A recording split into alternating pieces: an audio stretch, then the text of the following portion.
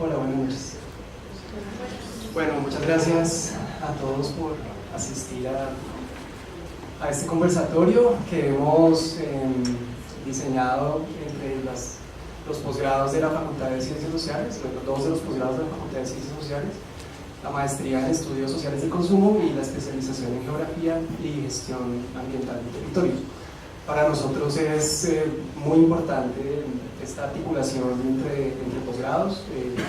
La idea es que vayamos encontrando una agenda, digamos, de debate también propia de la facultad, que se extienda luego pues, a los otros posgrados de la facultad. Y pues uno de los primeros temas o problemas clave que hemos identificado está de algún modo recogido aquí en el caso que nos ocupa hoy, que es el de la gentrificación, particularmente pues en el caso por todos ustedes conocido del proyecto Bronx Distrito Creativo. Para hablar sobre eso, entonces pues estamos aquí con Ingrid Morris. Gracias, Ingrid, por aceptar nuestra invitación.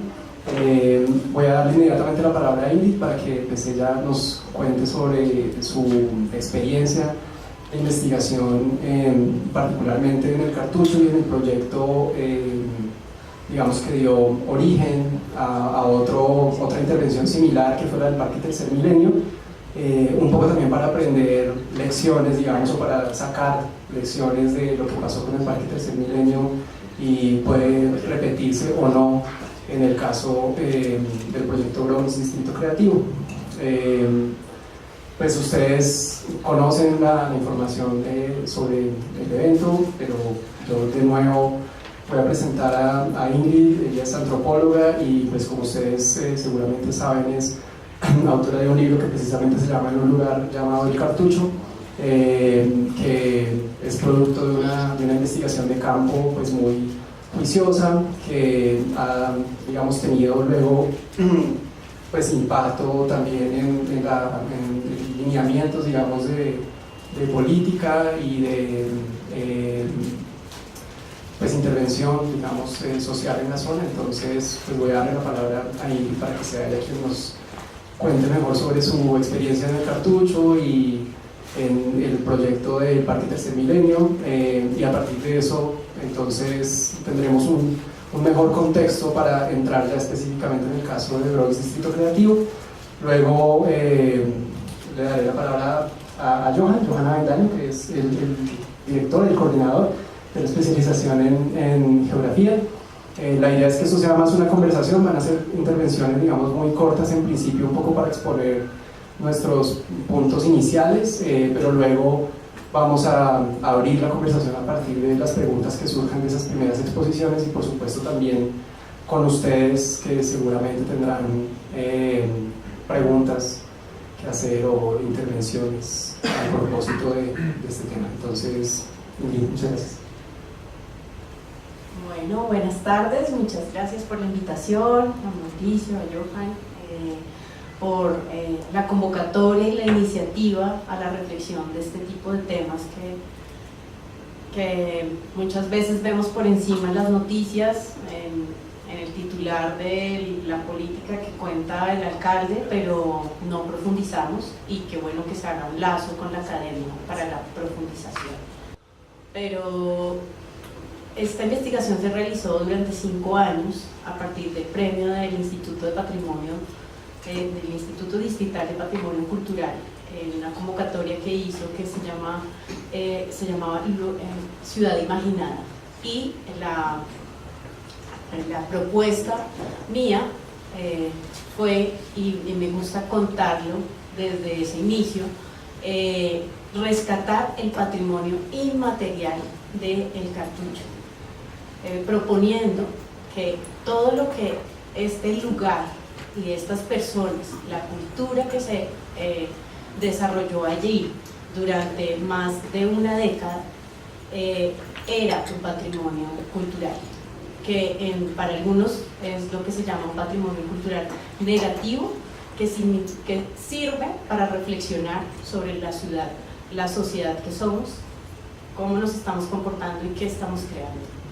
Entonces, en esa medida, es interesante cómo al proponer la etnografía de este territorio, cómo fue creciendo, sus dinámicas de trabajo, de venta, de supervivencia, de alimentación, o sea, una supervivencia absolutamente especial y peculiar de la gente allí.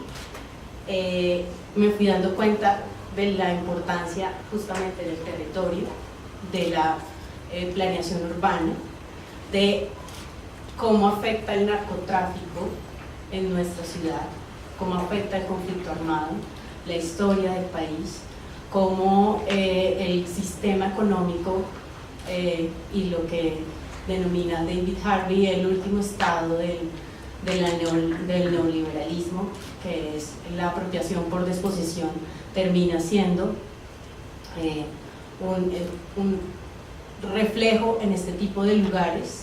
Ya vamos a desarrollarlo por qué. Y mejor dicho, un tema que empieza por ser una etnografía y se convierte en un tema absolutamente complejo, además como todos los temas de política de habitabilidad en calle, quiénes son estas personas, el trato que se le da, el tema de salud y consumo y muchas dimensiones. Entonces, algo especial y lo que puedo decir, las metodologías de investigación fueron interesantes y de pronto no se reflejan incluso en el libro, fue el trabajo de archivo fotográfico, porque yo empiezo a investigar esto en el 2008, cuando ya el cartucho había sido desalojado desde el 98, 99, 2000, incluso la última partecita a partir de con el gobierno de Lucho Garzón. Entonces empiezo a reconstruir este territorio con fotografías de archivo del tiempo, El Espectador, la Sociedad de Mejoración NATO, el Instituto de Patrimonio Cultural, y me doy cuenta su origen. Ya vamos para allá si quieres. Y es darnos cuenta como muchas ciudades rescatan el patrimonio de donde empieza realmente o la génesis de la ciudad. Es el lugar donde se ubicaba el cartucho, que fue después que fue originalmente el barrio Santa Inés, era antiguamente incluso junto con lo que era San Victorino, el lugar donde se dieron todas las luchas de la independencia, donde vivía Policarpa Salabarrieta. Puedes avanzar allí, el siguiente plano, que es de 1810, ya se encontraba la iglesia de Santa Inés, y alrededor de la iglesia de los ríos San Francisco y San Juan, si se dan cuenta, la figura del territorio más curva y no tan lineal como el resto, lo que hace de este espacio un espacio especial. Y una de las teorías de por qué se llama el cartucho tienen que ver por eso, un poco por la manera curva en la que están sus calles, y otra gente, pues hay otras teorías alusivas a que ahí se guardaban los cartuchos de la Guerra de Independencia, etc. Y o que se guardaban cartuchos de tela, pero uno que me parece bien interesante y tiene que ver es como la disposición del espacio, y cómo esa disposición del espacio hace que no todas las calles se vean frente a frente y que se hagan caminitos muy pequeños que después fueron en la época del cartucho especiales para las ventas ilegales. Pero en su origen empieza siendo uno de los barrios con un epicentro muy importante, como era esta iglesia, después la Plaza de la Concepción. Si quieres avanza. Bueno, lo que decía allí antes era pues un poco los hechos históricos que fui rastreando de la gente que vivió allí. La calle Honda era más hacia la parte de San Victorino, pues que es esta misma. Esta es la Plaza de la Concepción, la segunda plaza más grande de la ciudad en la época. Pensemos en términos de supermercados, o sea, ese era el supermercado de la época. Allí iban todas las zorras, que no había casi gente con carro, y lo que sucedía alrededor de los caballos que iban a la zona, la manera como se va deteriorando el espacio por la cantidad de gente que lo habita, las vivanderas, que eran todas estas campesinas que vendían los víveres traídos del campo a las afueras de la plaza. Allí no se ve lo que de pronto en unas fotografías más adelante vamos a ver, la cantidad de gente que se termina reuniendo. Si quieres avanzamos. Bueno, esta es una nota un poco de cómo el origen de la ciudad también tiene desde la independencia un origen racista, clasista, de donde los españoles y el blanqueamiento español hace que los indígenas y los negros tengan que estar en las calles, y esa asociación que desde esa época lo no válido o lo no suficientemente blanco para las políticas de la corona en la época estaban relacionados con la calle, ¿no? Entonces, como desde ahí venimos configurando una visión del territorio de esta manera. Esta es una foto muy interesante porque es cuando Le Corbusier, si no estoy mal, ¿sí? Quiere hacer, planea la carrera 10ª, y con la carrera 10ª quitar la iglesia de Santa Inés. Desde esa época y con la tecnología de la época, la carrera 10ª alrededor del 40, 45, 50 incluso, en todo su proceso de construcción va degenerando el valor que tenía el territorio en la época, porque es una construcción tan grande, y terminan quitando la iglesia de Santa Inés, que es emblemática en la zona, y va degenerando el territorio. Entonces el barrio, que era el epicentro pues, o intelectual de unas personas que incluso lo habitaban extranjeros, herederos de la corona antiguamente, pues fue deteriorándose poco a poco por el tema de la plaza, el tema de la construcción de la 10ª. Y si avanzamos, ahí vamos viendo todo lo que se fue quitando, todo lo que implicó para la época, que se junta incluso con dos factores muy importantes, pues un factor muy importante, que es la violencia en Colombia, que empieza por todo el país, y el barrio el Santa Inés, con sus barrios aledaños hasta la estación de la Sabana, son el epicentro del transporte en Bogotá, que para esa época Bogotá iba pues más o menos hasta el Parque Bicentenario, un poquito más adelante ya era lo más al norte, el Chicó, pero el terminal de transporte que realmente se viene a construir en los años 80 era alrededor del barrio Santa Inés.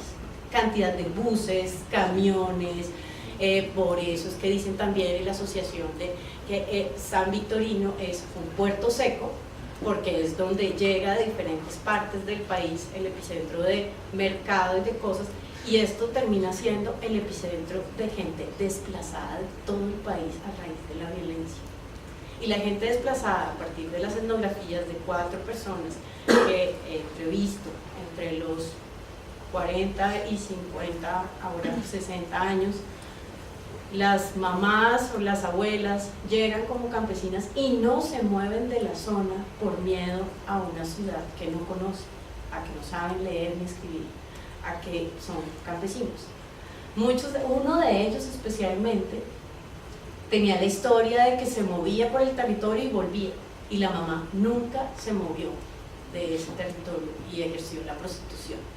Entonces, ¿cómo el conflicto armado y el epicentro del transporte hace que el conflicto armado no es, sino pues en esta época la violencia entre liberales y conservadores hace que este epicentro en este territorio termine alojando a muchas personas de diferentes partes del país en condiciones humildes o pues que han que han llegado sin sus enseres, sin sus cosas, corriendo pues, por la violencia. Esto se junta con el asesinato de Gaitán, que además de destruir todo, pues gran parte del centro de Bogotá, se aloja mucho en este territorio y ya para la época muchas de las personas que tenían grandes inversiones y grandes casas en el territorio, pues, o casas muy valiosas, empiezan a darse cuenta de cómo se está deteriorando por ese excesivo uso del suelo, por el hecho de compartir el espacio público con tantas personas de diferentes regiones, por la plaza, pero además los caballos que llegan a recoger las cosas a la plaza, etcétera, como ya es más sucio, más lo que ellos llaman deteriorado, y se aprovecha a subir el valor del suelo hacia el Chicó, Bogotá, y empiezan a hacerse las inversiones en esos sectores. Pero lo más interesante, y que puede llegar al tema específico de la invitación hoy acá con el tema de la gentrificación, es cómo desde los años 50, a partir de la carrera décima y de Corbusier como urbanista, se piensa la importancia de un plan centro en el que de alguna manera es importante que se deteriore el valor del suelo para después comprarlo a precio de huevo y realizar allí todo un proyecto de ciudad mucho más grande. Ese plan centro del que se viene a hablar después se piensa desde los años 50, se firma como hacia los años 60, no se le da seguimiento, pero sigue siendo incluso una de las políticas que retoman cada tanto algunos alcaldes. Algunos le llaman revitalización, otros le llaman pues, una nueva urbanización por renovación urbana, pero en últimas corresponden a ese mismo plan. ¿Qué pasa? ¿Qué empieza a pasar? Uno de los investigadores que más analiza esto en todo el centro de la ciudad es Jacques April, y plantea lo que es, y si la gente tiene memoria y si de pronto acudimos a nuestros papás que vivieron más el centro en la época y lo deteriorado que estaba, lo que eran las torres del parque, las torres de Fenicia, fueron parte de un proceso de gentrificación incluso, porque fue claramente la asociación de una administración del gobierno de Bogotá que se aliaba con los bancos para comprar los territorios que se estaban deteriorando. ¿Cuál es la pregunta más importante que nos tenemos que hacer en esa época y ahora? Ahorita que de pronto conversemos más porque creo que me estoy extendiendo. Hay que hacerse es ¿por qué la inversión tiene que ser para hacer algo nuevo y no para darle condiciones dignas a las personas humildes, muy humildes que están viviendo en la zona? ¿Por qué la inversión tiene que ser para que los bancos y los nuevos inversionistas urbanistas, que son dueños del negocio, se llenen sus bolsillos de dinero y no para que la gente humilde siga viviendo ahí, después de que históricamente ha vivido ahí, después de que tiene todo una memoria de un linaje en donde normalmente la gente quiere vivir cerca a sus abuelos, y tiene todo el acceso allí, o peor aún, cuando hay adultos mayores porque hay que desplazarlos a las afueras de la ciudad en lugar de darles unas condiciones dignas allí, tanto en esa época como ahora en el caso de la L y de esa zona del voto nacional, porque no solamente lo que se llama el Bronx, la L, es la zona del voto nacional y cómo están desplazando actualmente los personas que viven en inquilinato, que cuando tú sacas a una persona de un inquilinato que vive en una habitación, cuando va a buscar una habitación en el centro ya no es posible, o sea, no están sacando familias, están sacando personas, individuos, adultos mayores que quedan solos, que no van a conseguir un precio y una cercanía a sus lugares de seguridad social, de salud, de transporte, sino que les toca con ese mismo precio irse a las afueras, casi a los extramuros. No sé si hay otra imagen aquí que pueda, bueno, está la casa de Indalecio y Líbano, y miren un poco el tema del exceso del uso del espacio, cómo se va volviendo alrededor de la plaza.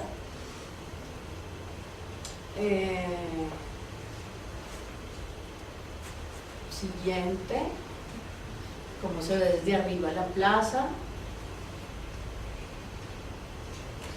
y cómo desde allí se empieza a pensar este plan centro desde años y años atrás.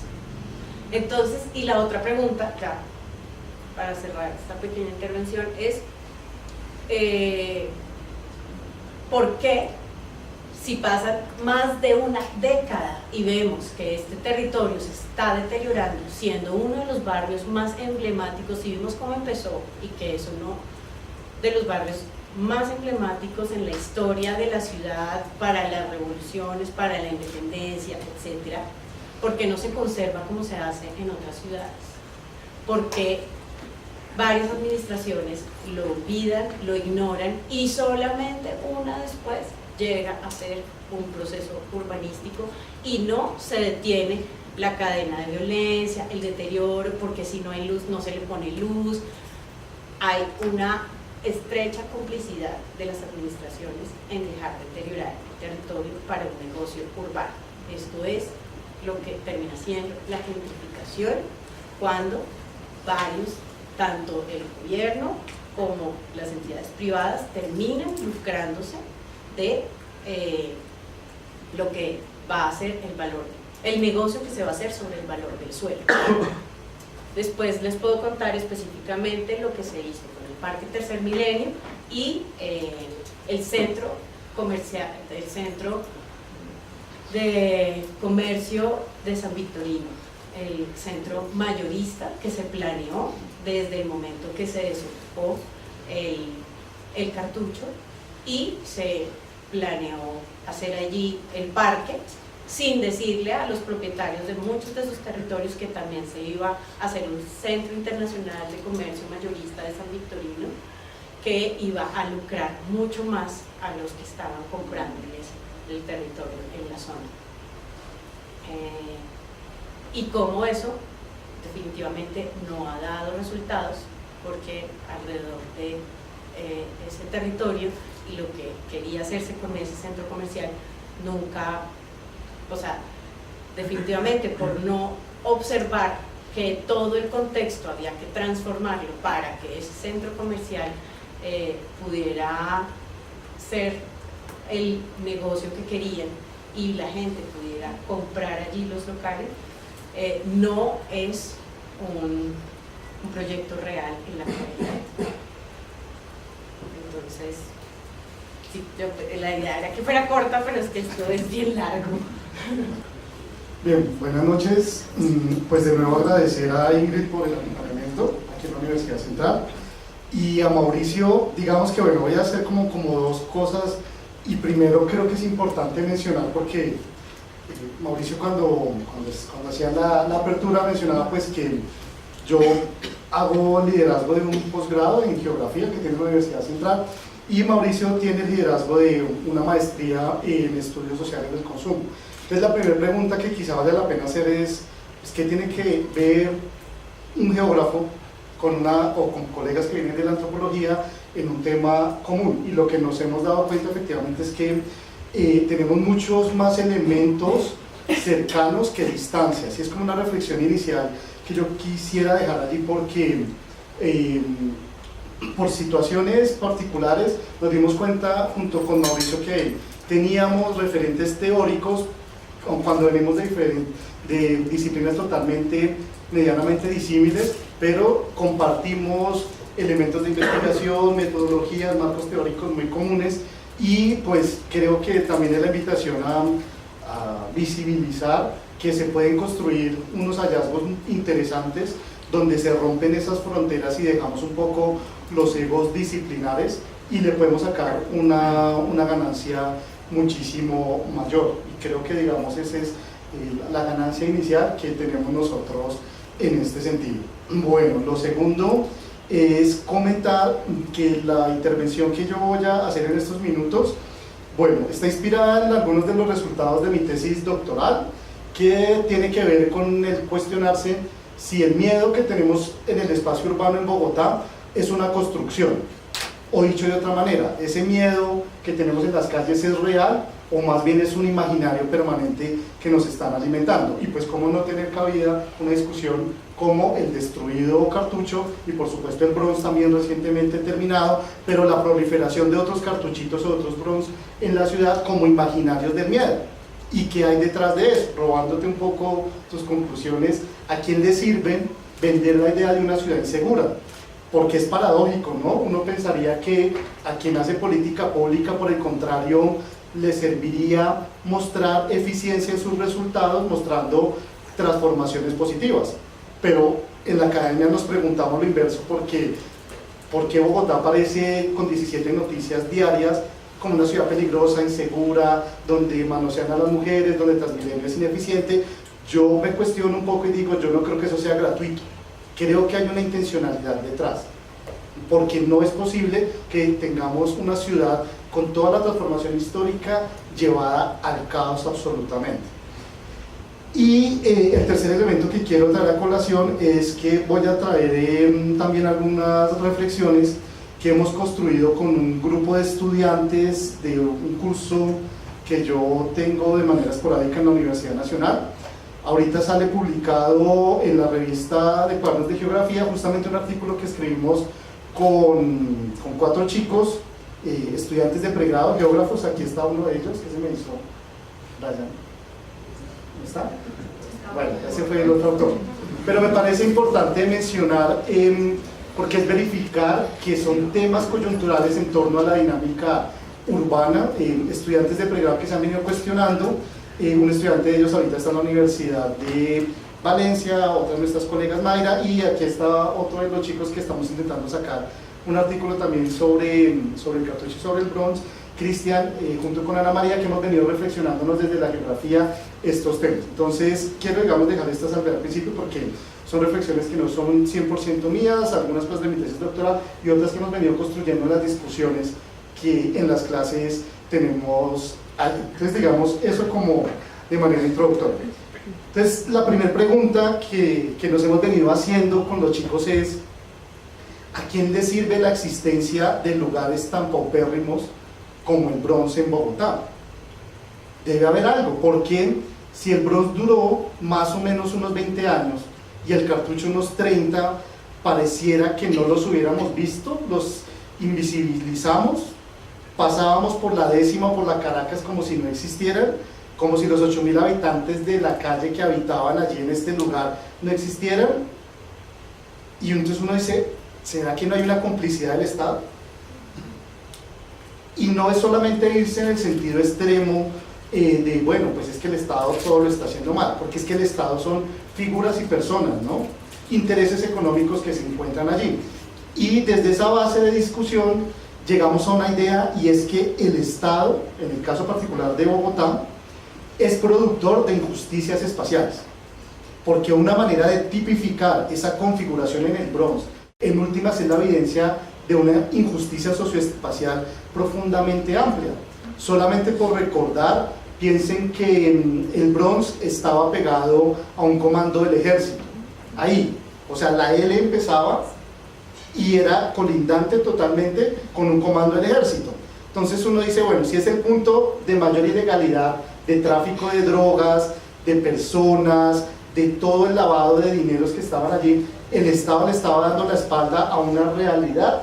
Creo que uno no puede ser tan inocente en decir que era algo impremeditado. Yo creería, y mi postura es que el Estado ha sido cómplice, y hay que decirlo de manera frontal, porque claro que le hemos echado la culpa a los narcotraficantes, y por supuesto que habrá que juzgarlos en algún momento, pero el principal responsable de la degradación social, urbanística, histórica y cultural es el Estado colombiano. Fue quien lo permitió, O si no, ¿cómo explicamos que haya persistido durante 50 años dos nichos de marginalidad de reconocimiento mundial?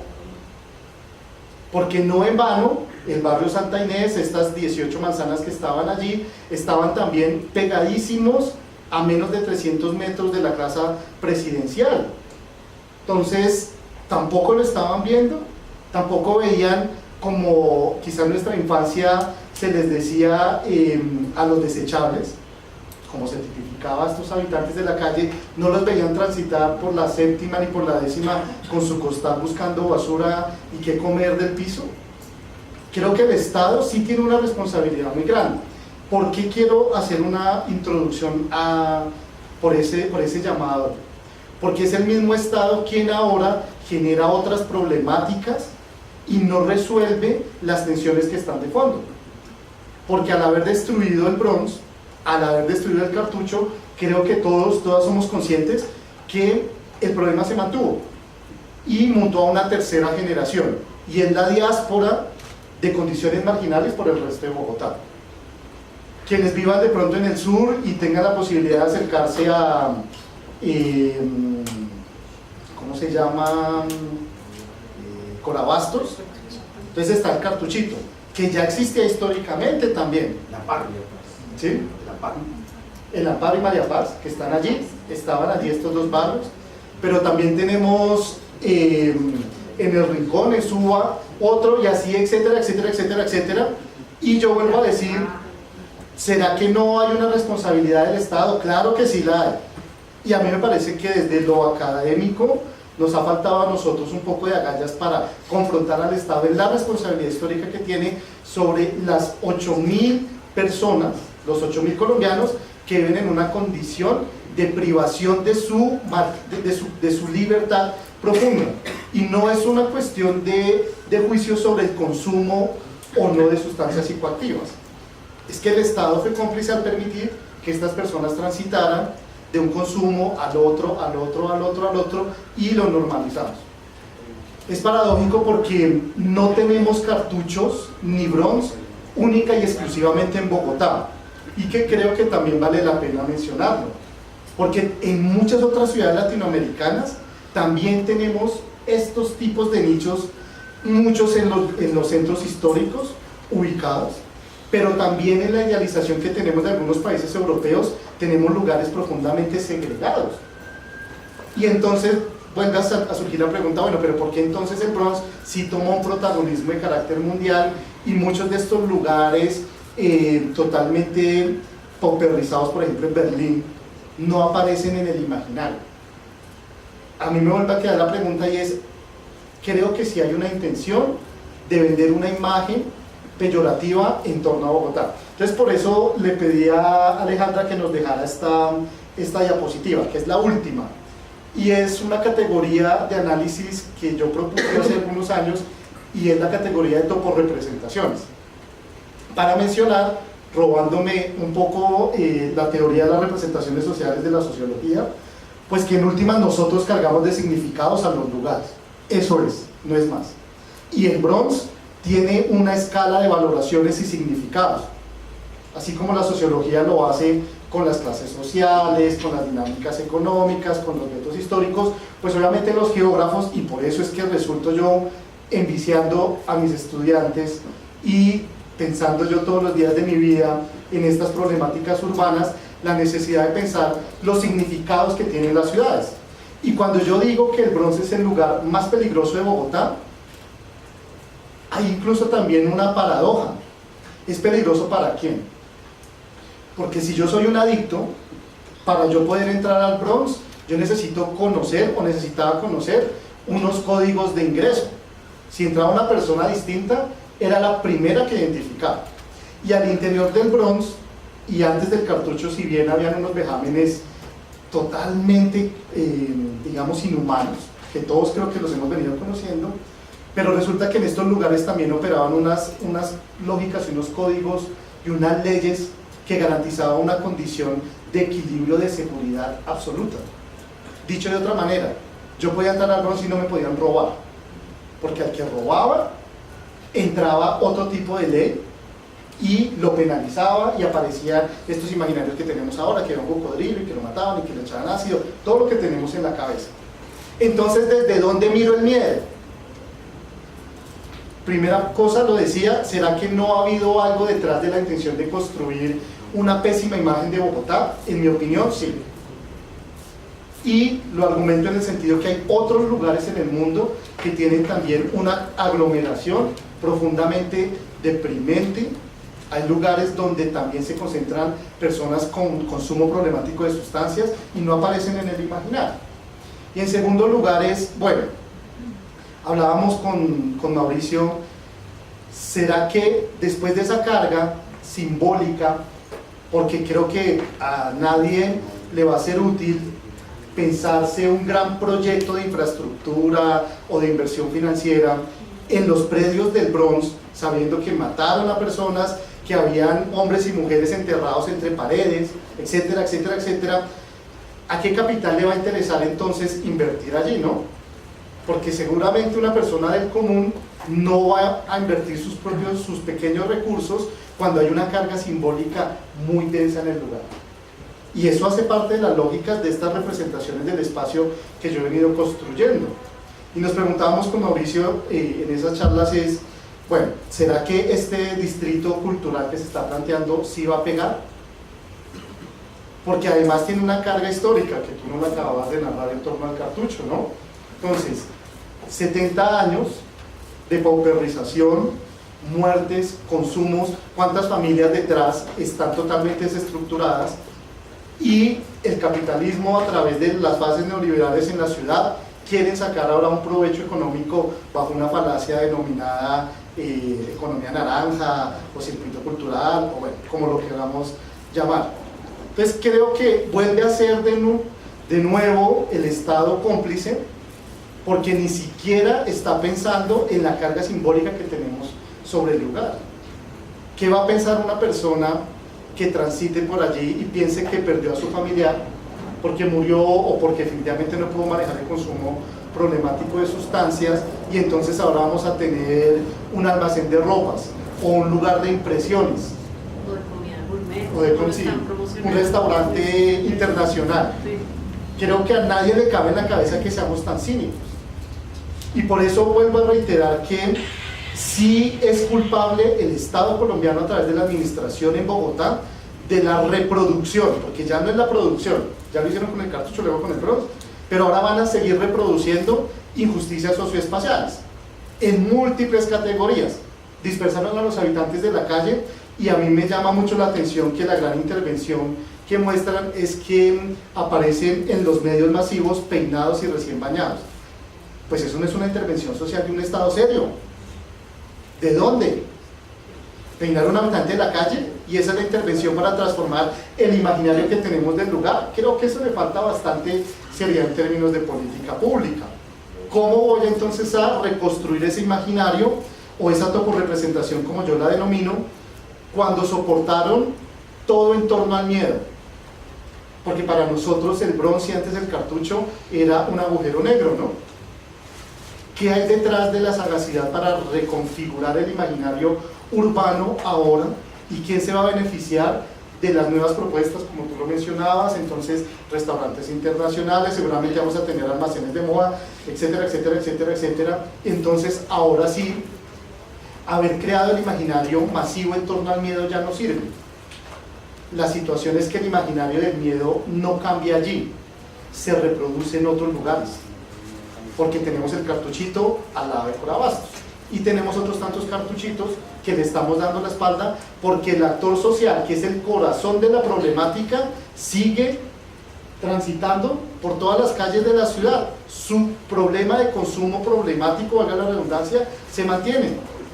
Está preso el bazuco, y de todas las redes económicas, que se estimaba que una sola olla alcanzaba a tener más de 60 millones de pesos diarios en ganancia, y yo no creo que ellos hayan perdido ese negocio que estaba ahí. Entonces digamos que mis palabras, sin haberme excedido, ¿cómo te decías? Estaban un poco a dejar ese cuestionamiento, porque sí me genera una gran frustración sobre lo hipócritas que son las políticas públicas.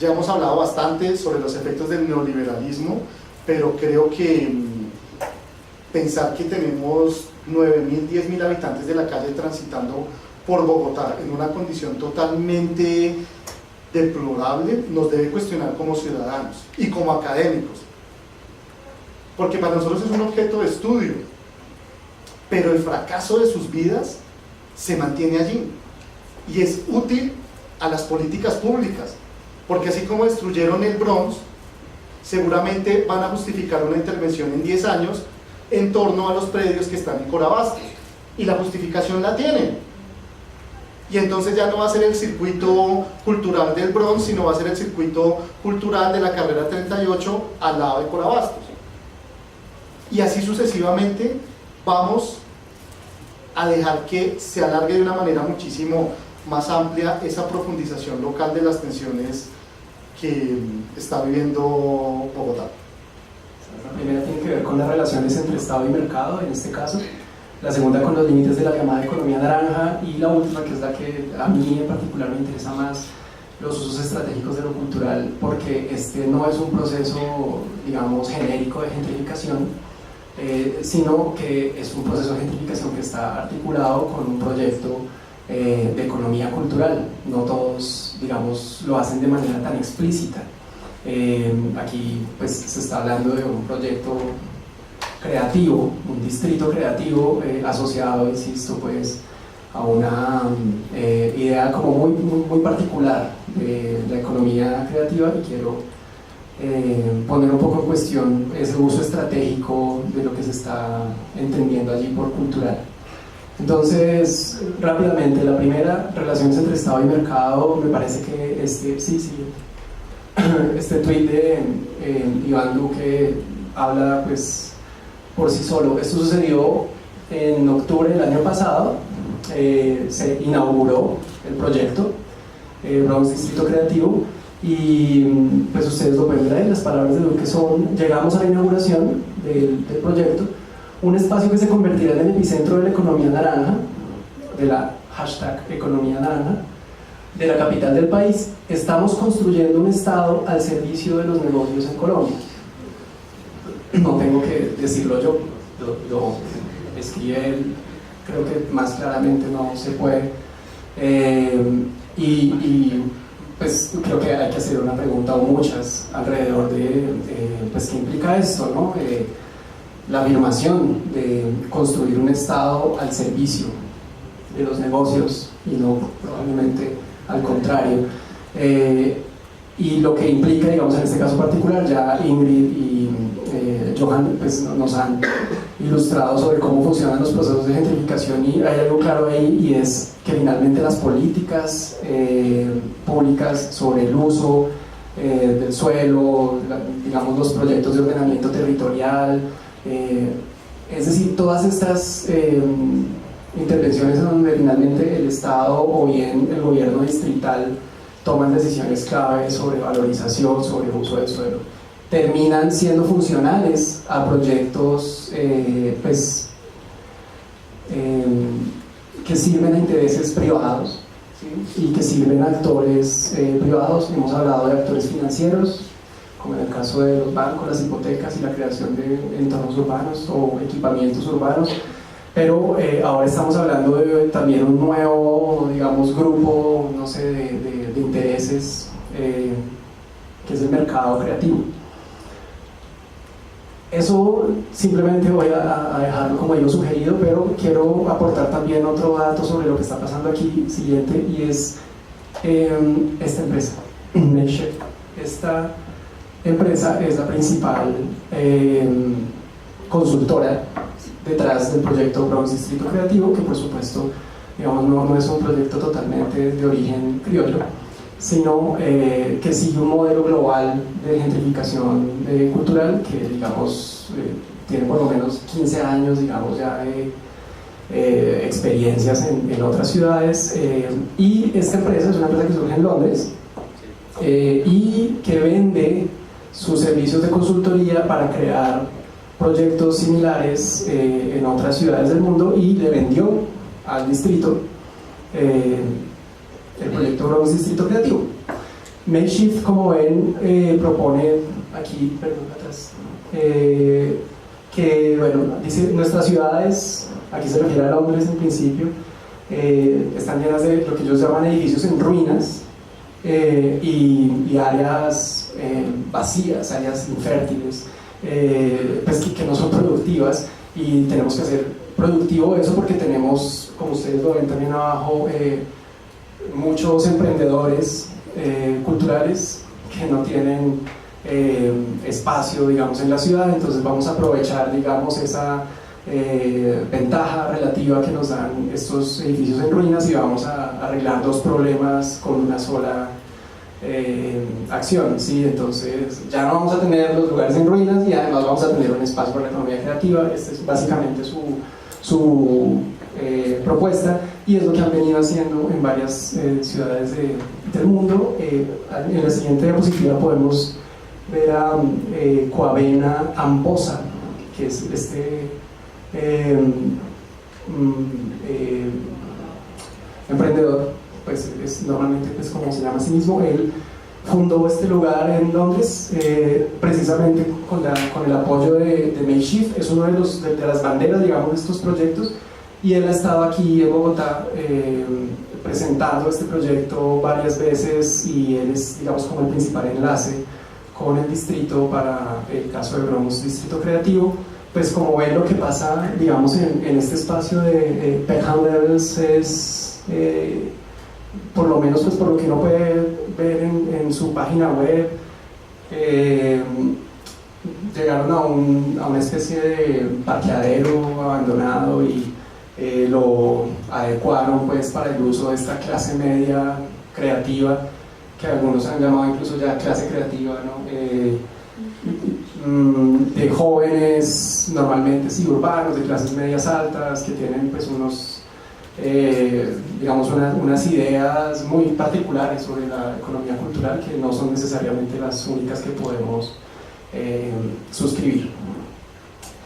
Esta es todos probablemente han visto esto. Esta es la página del proyecto. El proyecto Bronx Distrito Creativo, pues, tiene una página muy bien construida que se llama bronxdistritocreativo.com. Pero quiero señalar algo clave que tiene que ver con la segunda pregunta, que es la de los límites de la economía naranja. Esto de los límites de la economía naranja me parece clave porque, digamos, la etiqueta, ¿sí?, parece como inofensiva, pero yo creo que sí está, digamos, detrás de una etiqueta aparentemente tan inofensiva hay muchas cosas. Entonces, decir economía naranja no es exactamente lo mismo que decir industrias creativas o que decir economía creativa, sino, digamos, implica ampliar lo que los economistas llaman normalmente frontera de producción, que me parece que es lo que es clave en este debate. Los economistas llaman frontera de producción, creo que el nombre lo dice por sí mismo, pues lo que vamos a considerar productivo y que por lo tanto va a entrar, digamos, en los indicadores económicos, Producto Interno Bruto, lo que quieran. Entonces, siempre se ha dicho, y así lo ha vendido Iván Duque y los impulsores de la economía naranja, que tomando esta idea de economía naranja, la parte del Producto Interno Bruto de la economía creativa va a crecer entre un 2-3%, es decir, va a pasar del 3 al 5-6% probablemente del Producto Interno Bruto nacional. Y ese crecimiento no es, digamos, un crecimiento de nueva producción, no, es un crecimiento de que se amplía la frontera de producción. Entonces, si me hago entender, si nuevas cosas que no se consideraban productivas, sino simplemente cultura u otras cosas, van a ser contabilizadas ahí, digamos, ampliar esos límites tiene un montón de efectos, y tiene efectos también que me parecen claves sobre esto, y voy a señalarlo solo a partir del tipo de negocios que la propia página está, o el propio proyecto, digamos, está llamando, digamos, promocionando, y que me parecen interesantes. Entonces, servicios creativos e innovación, pero vemos allí, por ejemplo, agencia de relaciones públicas. Es decir, ¿por qué una agencia de relaciones públicas hace parte de la economía creativa exactamente? Sí, ¿qué es lo que hace que las relaciones públicas sean entren en el sector cultural como un producto cultural o creativo de algún modo, ¿sí? Entonces se diría, bueno, no sé, son un servicio que de algún modo vende la creatividad, digamos, de las estrategias de relacionamiento público, no sé. Zona de juegos, siguiente. Artes y oficios, aquí tenemos de todo, esto todavía parece, hasta ahora digamos, las cosas no se saben tanto de madre, pero fíjense lo que va a pasar ahora. Producción gráfica, plotter, arte y cultura, aquí empiezan a aparecer, digamos, otras cosas, esto es lo clásico, pues, de la industria cultural tradicional. Economía colaborativa, pero la economía colaborativa, digamos, es un modelo de producción, más exactamente, no señala pues un sector económico. ¿Qué quiere decir? Yo puedo hacer coworking financiero, o puedo hacer coworking entre abogados, ¿sí? ¿Y por qué? Por hacerlo con el modelo de coworking es economía creativa o industria cultural. Diseño, pero entonces ya diseño, fíjense, es amplísimo, ¿no? Accesorios para mascotas, no sé, empiezan a aparecer otros me gusta, siguiente. Pero gastronomía, ¿no? Salsamentaria, charcutería, licores. Hay un momento en que uno leyendo esa lista ya dice, aquí está todo. Sí, es decir, esta es una calle de Bogotá, cualquiera, o sea, si yo salgo a Caracas, entonces, ¿por qué es un proyecto de economía creativa? Es el juego con los límites de la idea de economía naranja, pero sí, digamos, se gana el capital simbólico de decir, este es el proyecto estrella de la economía naranja en Bogotá. Pero licores, supermercado, bueno, sigamos. Spa, vivero, todo, literalmente, de verdad, o sea, insisto en que yo solo estoy mostrando lo que está en la página del Movimiento Agradable, esto es lo que uno puede proponer para estar en el distrito creativo, que además, y esto pues es importante, pues estar ahí significa también, digamos, acceder a unos ciertos beneficios fiscales. Eso es clave, ¿no? No es un negocio cualquiera, pues porque va a estar protegido por los acuerdos probablemente fiscales a los que se llegue con la llamada ley naranja. Y la tercera pregunta que quiero hacer es sobre los usos estratégicos de lo cultural en el proyecto. Este es el render, es uno de los renders del proyecto que aparecen en la página de la alcaldía, ¿sí? Y en las noticias, en todas partes, ¿sí? Por un poco absurdo que parezca, este es el render que, digamos, de cómo se vería el proyecto, terrazas, digamos, tipo ciudad europea, café, músicos de la calle, una exposición de cuadros, bueno.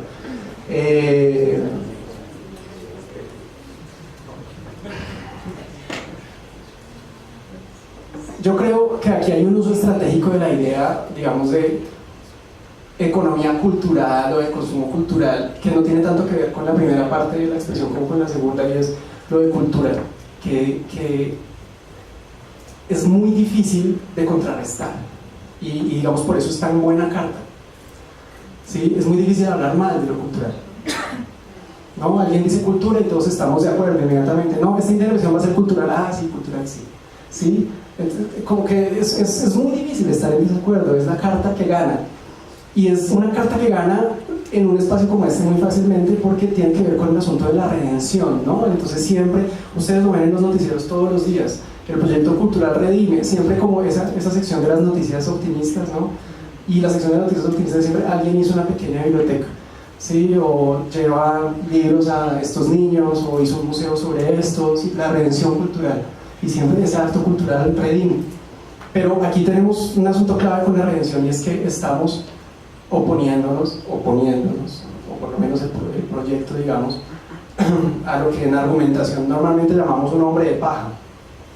No puede responder, no tiene voz, y son precisamente todas estas historias, estos 9.000 habitantes de los que nos hablaba hace un momento Johan, que digamos son la definición en sí mismo del ciudadano que no tiene voz, porque no solo es habitante de calle, sino además adicto, y entonces digamos, es como el contrario moral por definición. Uno siempre se va a sentir superior moralmente. ¿Sí? Todos nos sentimos por definición moralmente superiores al habitante de calle o médica. Entonces es muy fácil porque además él no puede responder. No tiene los medios, digamos, no le dan los medios pues, para hacerlo. Entonces no es ni siquiera un ciudadano. ¿Sí? Y este sujeto sin voz y moralmente tan fácil de oponer es al que vamos a redimir con la cultura. ¿Pero con qué cultura? Terrazas de café para turistas extranjeros. ¿Cómo las terrazas de café para turistas extranjeros redimen, digamos, y de algún modo también nos ayudan como a sentirnos sí, moralmente superiores, como mira, lo solucioné? Sí, la cultura soluciona todo. Y con la cultura viene el consumo cultural, pero fíjense que el consumo cultural siempre es como la externalidad, digamos, que tampoco es puesta en cuestión porque es consumo cultural. Ya si dijéramos vamos a recuperar el Bronx haciendo un proyecto productivo, económico, lo que fuera, como decías hace un momento sobre el Centro Comercial Gran San, probablemente hay un debate, pero si decimos no, es consumo cultural, entonces, no, cultural sí. Porque es muy, insisto, es muy difícil ponerse en contra de eso, pero yo voy a cometer la grave imprudencia de ponerme en contra de eso. Y bueno, esto hace parte de lo que ha pasado con el proyecto por ahora. Bueno, como probablemente saben, no hicimos ese contexto y lo voy a hacer muy rápidamente. Sí, el proyecto, como vieron, ya está inaugurado, tal, pero en este momento, primer trimestre de 2019, según el plan, está haciendo, digamos, la Fundación Gilberto Alzate Avendaño, que es quien desde el distrito administra el proyecto, abrió una convocatoria pública para consorcios privados para que lleven a cabo el proyecto, y en este momento están Prácticamente la página que estabas mostrando era la inscripción a los proyectos. Eso entonces está sucediendo ahora, pero mientras tanto han venido usando el espacio precisamente en eventos culturales para ir mostrando ir posicionándolo, gracias, sí, como un espacio cultural. Entonces allí ya se han inaugurado 2 veces el Festival Centro que organiza el distrito, se hizo un concierto del BOM, del Bogotá Music Market, que organiza la Cámara de Comercio. Aquí tenemos algunas, digamos, fotos de uno de estos eventos. En una de esas, no sé si lo pueden ver bien, pero hay unos visitantes extranjeros tomándose una fotografía con un habitante de calle. Me parece muy interesante como, bueno, lo que implica, que podríamos discutirlo ahora. Y también me pareció interesante esto, ¿no? Como cuál es el público de esta oferta cultural, ¿no? DJ, pues seguramente el mismo público al que me refería hace un momento cuando les hablé de Coabel Mamposa y de Peckham Levels, que son estos jóvenes urbanos de clases medias altas, emprendedores culturales, etc.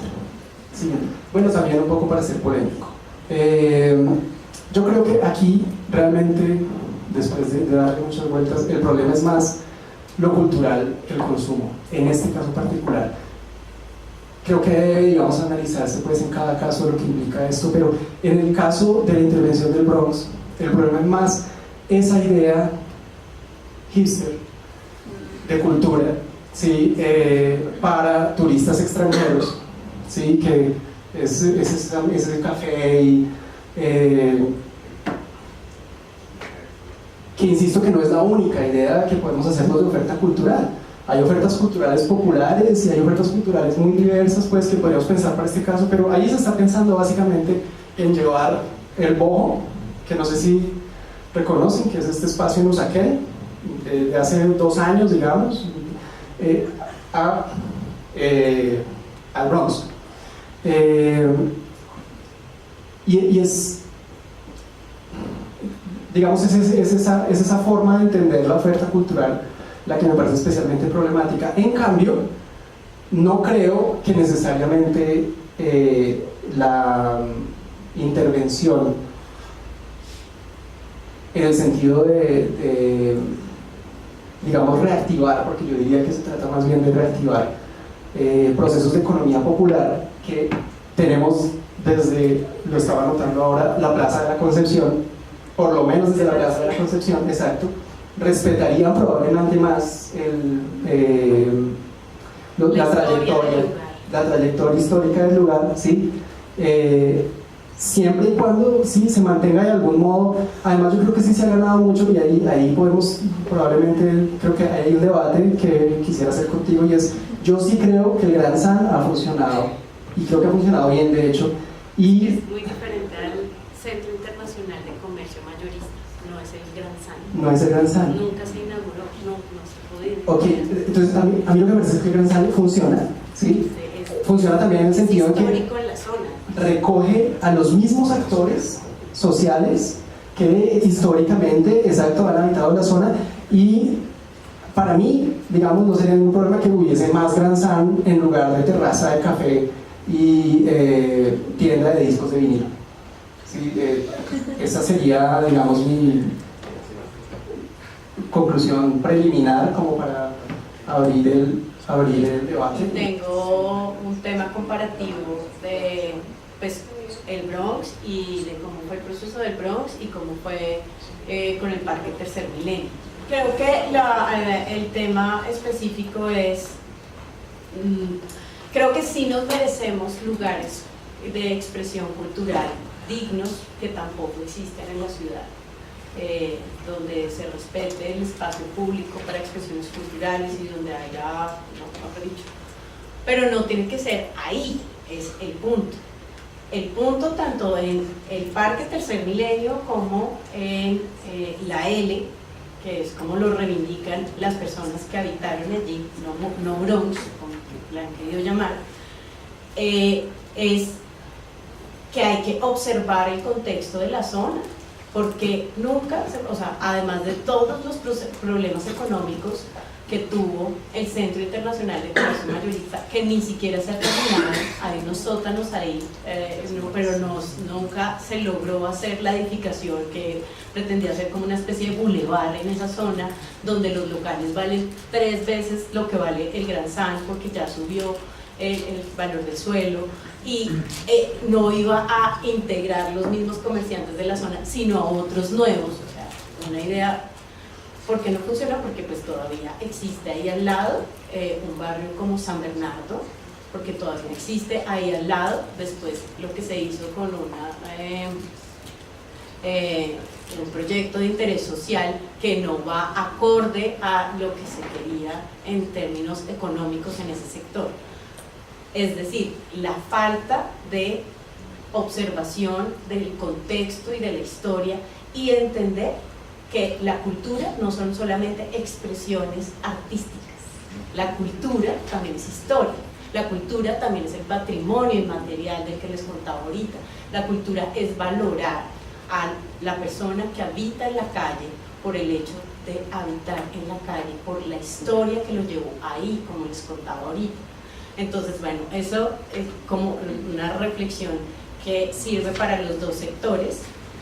Y quería mostrar la otra presentación, pues un comparativo rápido de cómo ha sido una fórmula de esta administración, que ha sido con el mismo alcalde, la manera como ha hecho las intervenciones, y cómo eso es la fórmula de la gentrificación. También aclararles que el boom de la gentrificación en el mundo, la manera como se está valorando los espacios históricamente deteriorados, es algo que se cuenta en el informe de los asentamientos urbanos de las Naciones Unidas del 2003, en el que normalmente se dice y se culpa a los malos gobiernos, y en este informe de las Naciones Unidas específicamente se culpa al neoliberalismo y a la fórmula de la apropiación por disposición.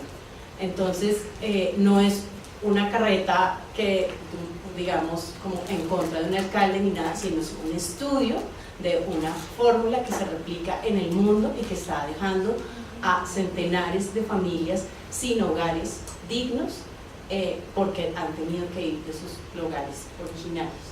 Entonces está rápidamente, hay un cuadrito después, donde les mostraba como el contexto histórico de cada lugar. Pues siguiente, un poco, el anterior. El puerto seco de bodegas, esa es la foto que corresponde a la Plaza de Mártires, donde hay hoy el voto nacional, donde a la diagonal quedaba el Bronx, ¿no? También tenía una historia, que es donde pues asesinaron o decapitaron a muchos de los próceres históricos. Bueno. Aprovechar la condición de tuburización para hacer una propaganda de que la Organización Mundial de la Salud, en el caso del cartucho, pedía desalojar ese territorio tan terrible, sin ni siquiera analizar que, por ejemplo, Brasil tiene cartuchos 3 veces más grandes en Sao Paulo, que está Tepito en México, que hay muchos otros lugares en el mundo, y que esa campaña, que coincide mucho con lo que tú decías, no tiene nada que ver. En el Bronx, el informe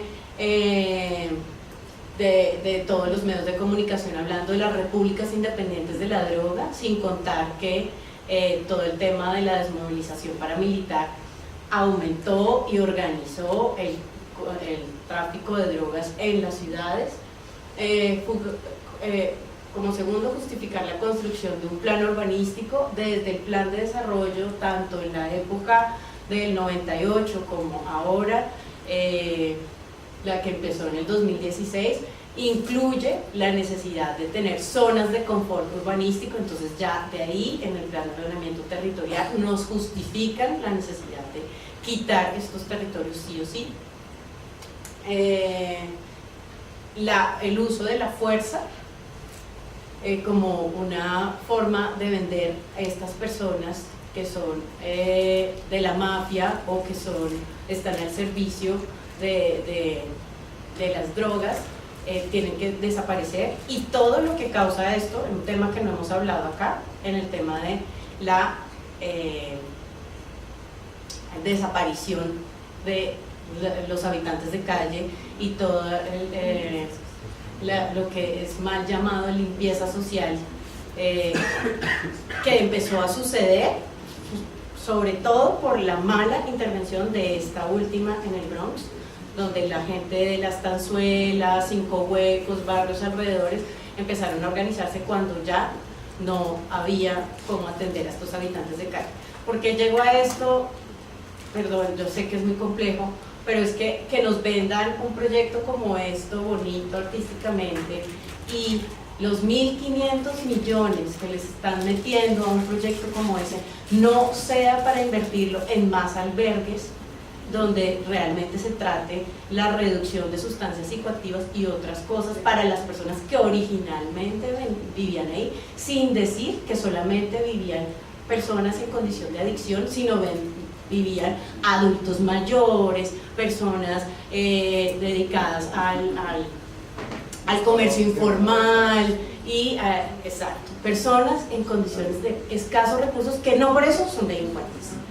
Eso no se ha analizado, no se caracterizó, no se hizo un censo, se siguen desalojando y son dignas de programas de política de economía que se le inviertan 1.500 millones, más que un sector cultural en una zona donde el contexto no ayuda. Si no se le invierte todo, no ayuda a que esto prospere, como pasó con el tercer milenio, que fue un fracaso, a un parque donde las personas a las que entrevisté, con las que hice etnografía, me dicen es un campo santo, no vamos a pasar por ahí.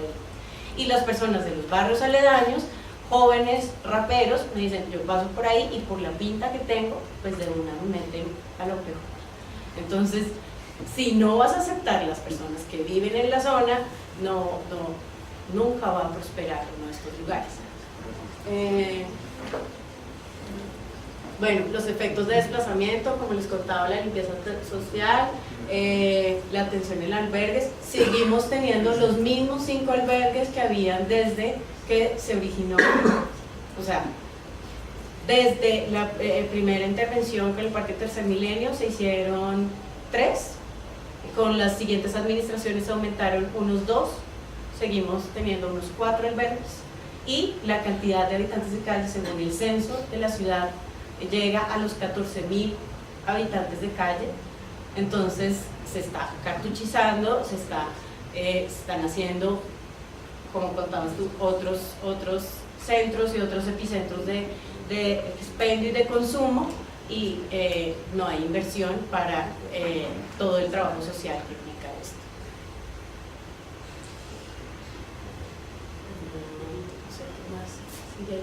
Por último, quiero contarles que estuve en una intervención con las directoras del proyecto Distrito Bronx, y la intervención giraba a: queremos un espacio en el que queremos que pasen cosas, que sea un circuito donde queremos que la gente intercambie, y lo que más nos ha sensibilizado es que realmente otra gente de la ciudad logre llegar a este sector y que se logre integrar. Ese es uno de los objetivos que contaban de la importancia y de lo interesante que han sido los conciertos, que han hecho que el resto de la ciudad venga a ese sector a consumir. Y los habitantes del sector, en esa misma charla pública que hubo, exigiendo la inclusión mínima en mesas de trabajo para co-crear en conjunto qué es lo que se quiere del tema cultural en el sector, porque ni siquiera los habían incluido. Entonces, también como para que nos demos cuenta un poquito de la forma en que se han dicho las cosas, bueno, como para no robarles más la palabra a ustedes. Ya. Alejandra, entonces, va a pasar. Gracias. Pues para que todos podamos oír las preguntas. Hola, buenas noches. Primero que todo me voy a presentar, voy a dividir la intervención, ojalá sea muy rápida. ¿Hay algún tiempo para la intervención? Sí, cortas. Por favor, muy cortas. Listo. Entonces voy a hacerlo más breve en esta hora y media que viene. Primero me presento, soy Iván, y creo que tengo que hacer primero esa presentación porque hago parte de un proyecto que se llama La Hoguera, y básicamente a todas luces en este momento donde estoy en la academia, La Hoguera viene siendo un proyecto de economía naranja y un ejercicio de gentrificación. Sigo mi presentación en decir que además soy arquitecto y que soy consciente que La Hoguera como establecimiento, como les gusta llamarlo, establecimiento, ahora les digo porque yo no lo llamo establecimiento, pero La Hoguera entra en esta dinámica muy crítica esta noche, y siento que ojalá no se sienta así, quiero más bien explicarlo, siento que tengo que hacer una defensa. Qué maluco decir esto porque nunca esperé hacer una defensa, por ejemplo, de un gobernante, mucho menos de un personaje como Peñalosa. Entonces, no quiero que se sienta como una defensa, ojalá, pero bueno. La Hoguera nace, lleva un año de existencia. La Hoguera nace como un proyecto para reunir a un grupo de amigos y reunirlos en una casa que estaba en un estado abandonada, por así decirlo. Entonces, efectivamente, llegamos con una idea de la cultura a estos espacios que están abandonados por el Estado. Pero también hay algo particular en eso, y es que es el trabajo de 3 amigos, uno de ellos muy mamerto, excesivamente mamerto, que militó en la izquierda radical por mucho tiempo y que dice como: nosotros tenemos que tomarnos estos espacios y hacer cosas. Obviamente ese personaje es arquitecto y dice: cuando nos tomamos el espacio no vamos a hacer una chambonada, o sea, no vamos a hacer lo que está la izquierda acostumbrada a hacer o lo que hacemos en el barrio de la huertica, no, vamos a hacer una cosa chimba, que vamos a entrar con colores, con materiales reciclados, con lo que se está moviendo ahorita, vamos a entrar por donde es, pegando re duro. Entonces el arquitecto dice: listo, entramos, arreglamos la casa, hice un acuerdo con la señora que la casa estaba fea, le dije: mire mi señora, yo no tengo para pagarle todo ese arriendo, pero lo que voy a hacer es que le voy a intervenir su casa, y su casa va a quedar después muy bonita, y además le voy a meter cultura, le voy a meter arte, le voy a meter todo esto que estábamos describiendo desde ese discurso, ¿no? Y dije yo, para ya ir cerrando también esta situación que creo que abre el debate hacia otro lado, dije yo: hasta dónde nosotros como casas culturales somos los idiotas útiles del proceso de la gentrificación, ¿no? Entonces nosotros estamos acostumbrados a llevar charlas, a llevar no sé qué, y estamos, bueno, ahí es importante decir dónde estamos ubicados cerca al Parkway, que es un ejercicio claro de gentrificación, porque ahora ya tienen metido un KFC, imagínense esta basura, tienen metido un KFC después de que tenían un corral, y seguramente mañana vamos a tener un McDonald's, y se va a convertir en este nuevo centro comercial dividido por espacios. Qué pena, no sé si ya lo hablaron, pero llegué tarde, qué pena con ustedes, pero quería contarles mi historia. Entonces dije yo, ¿cómo resistimos nosotros en esta suerte de creernos artistas y de luchar desde la cultura contra el sistema? ¿Cómo resistimos sin ser idiotas útiles? Entonces me reúno con 3 casas culturales que estaban como en la misma onda. Una de ellas es La Morada, no sé si la conocen, otra se llama La Capital y otra es una fundación de un amigo que es como quien está también ahí enlazando todas las cosas, y les digo yo como, parce, mire, la única que tenemos para no caer en eso y no ser unos idiotas útiles otra vez, la única que tenemos es empezar a caminar, uno, en red, y una verdadera red, y no que sea la red del distrito, la red de la alcaldía, de casas, no sé qué, de Teusaquillo, no, sino que sea nuestra red en la que nosotros estamos planteando digamos, ciertos parámetros y ciertos beneficios también.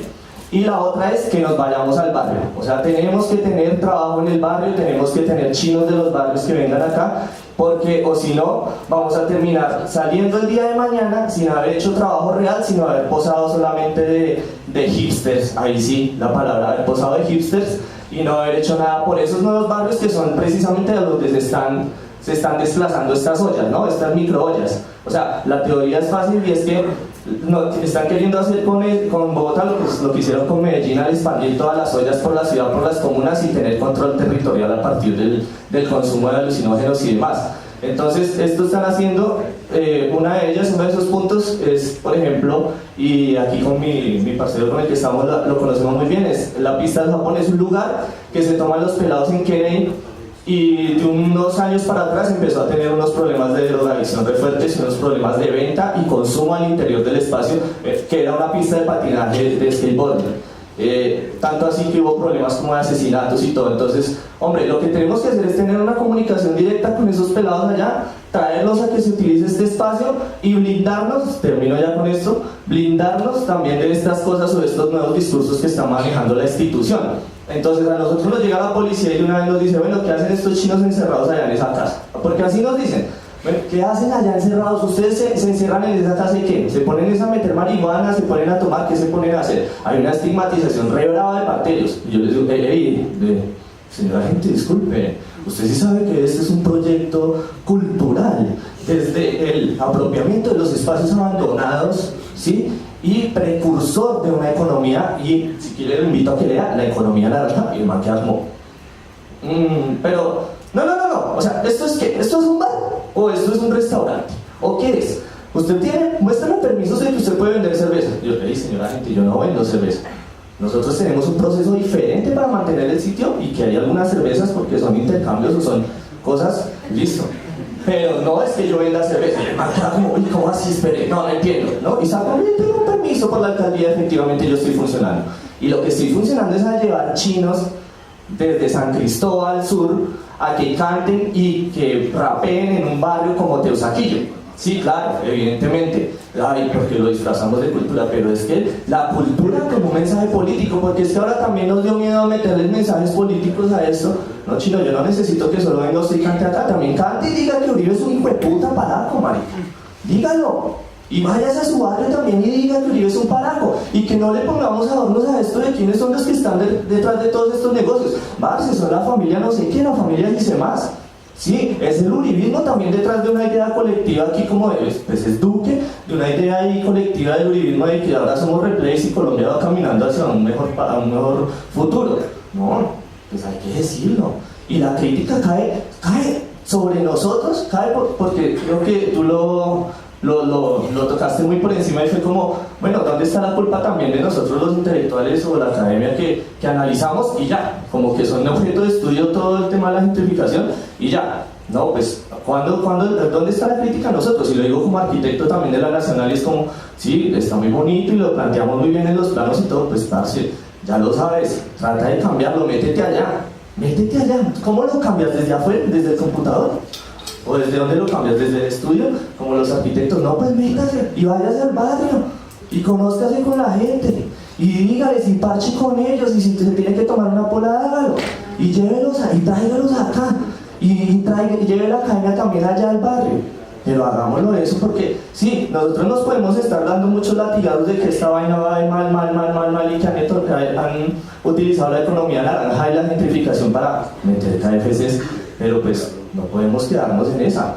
Vámonos a los barrios. Listo, no nos vayamos al Bronx porque ya el Bronx listo, pero entonces vayámonos a esos barrios que están siendo la semilla para unos nuevos proyectos de degradación, porque es que están en semilla.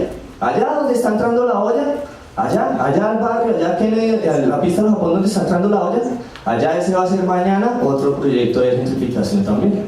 Gracias. Si les parece, recogemos varias intervenciones. Donde estuvo el Bronx por cerca de 30 años. Cordial saludo a la socióloga Ingrid. Tal vez trabajamos hace como 6 años por allá. Hicimos una obra, pero toda tuya, el mural de la calle Octava del Hospital San José, donde ordinariamente todos los días se establecían cerca de 100 habitantes de calle, y por arte de magia, con ese mural hecho, dirigido por Ingrid y hecho por habitantes de calle en recuperación, se logró retirarlos mágicamente. Entonces, sí es posible que con temas culturales, sociales, se pueda enfrentar ese problema, no necesariamente con violencia, con fuerza de policía. Primero, Bronx, distrito creativo. Tengo como presidente de la Junta de Acción Comunal en cantidad, un archivo grandísimo de folios, diciéndole a la Alcaldía Mayor de Bogotá que el Bronx ya murió, que el mito físico del Bronx ya murió, fue derribado evidentemente. Por eso, empezando por la primera autoridad eclesiástica del voto nacional, Monseñor Darío Echeverri, de la Comisión Nacional de Paz, me dijo: haga lo que haga, tiene mi bendición. Dijo: pero el Bronx, no como dice la alcaldía, el Bronx está de moda.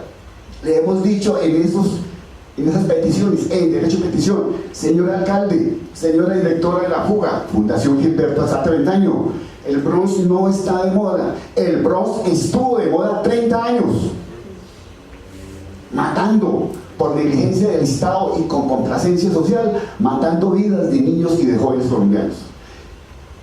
Absolutamente respuestas nulas, vacías. El señor alcalde mayor cada 15 días, si no cada 8 días, visita ese polígono.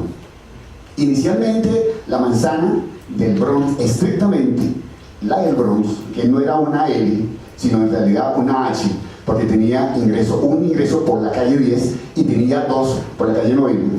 Era la manzana 13, la manzana catastral 13. Después de la actuación de policía, el proyecto o la alcaldía se enamoró de las 2 manzanas siguientes, de la 7 y de la 8. Eso da un polígono perfecto, cuadrado, calle 10 a calle 9, carrera 15A con carrera 16. Ese proyecto, Bronx Distrito Cultural, totalmente inconsulto, sin arraigo de la comunidad del voto y menos de mártires. Vean ustedes, nosotros como históricos, residentes, comerciantes, como dirigentes sociales, nunca tuvimos ninguna oportunidad de ser parte de ese selecto grupo de personas que estarán clasificando a ese distrito cultural y creativo. ¿Por qué? Porque prácticamente los pliegos son una licitación tipo internacional. Es difícil. Entonces no tiene ningún arraigo de mártires y menos del voto nacional. Viene el plan parcial, voto nacional estanzuela. Está por firmarse el decreto, está colgado en la página web de la Secretaría Distrital de Organización, siguiendo un protocolo administrativo,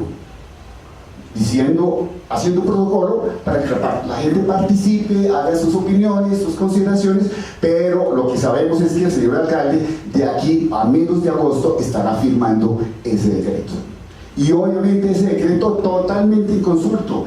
Todo el proceso que se ha venido haciendo del plan parcial, que va de la calle 10 hasta la calle Sexta y de la Caracas a la carrera 16, se va a transformar, se va socialmente, físicamente, y obviamente estamos convencidos que la tradición comercial que hemos peleado porque sea considerado patrimonio inmaterial, porque ahí nació el comercio en Bogotá, en toda la zona de la Sabana, de la Pepita, del Voto Nacional, de la Estanzuela.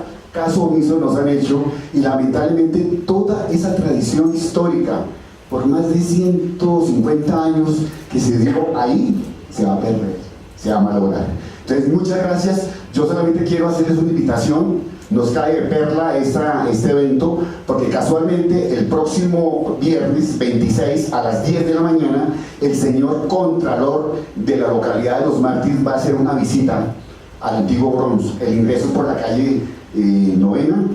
Los invito. Obviamente estamos detrás de muchas actuaciones sociales, de participación, porque lo que estamos exigiendo a esta administración autista, sorda, es que nos deje participar con real incidencia sobre el futuro de este sector, que lo queremos, lo apreciamos, porque ahí nacieron nuestros padres y nuestros abuelos. Entonces, muchas gracias. Los invito a todos el próximo viernes 26, ojalá nuestra querida socióloga nos acompañe, los demás compañeros, y quisiéramos que, si este servidor sirve de algo para ser mediador, que llevemos todos estos ejercicios académicos, todos estos ejercicios de la academia, los llevemos allá a la comunidad. Muchas gracias. Buenas noches, mi nombre es Miguel Ángel Castillo, yo soy abogado y especialista en temas urbanísticos. Lo mío más que una intervención son unas preguntas a los tres compañeros y felicitarlos porque es de verdad un complemento muy interesante lo que han hecho en esta noche. Y para Ingrid, la idea es preguntar cómo resistimos, o sea, cómo se resisten las comunidades y los mecanismos, digamos, de participación.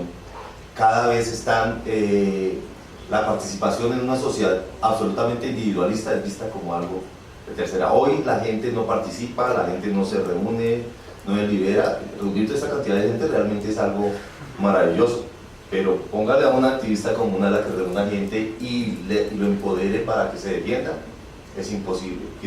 Y eso es muy de la época, digamos, el individualismo llevado también en las esferas de lo comunitario. Y en el mismo sentido para el compañero geógrafo, disculpen su nombre, Johan, decía que hay una responsabilidad del Estado, ¿sí? Histórica del Estado, pero el Estado es un ente abstracto. ¿El Estado quién es?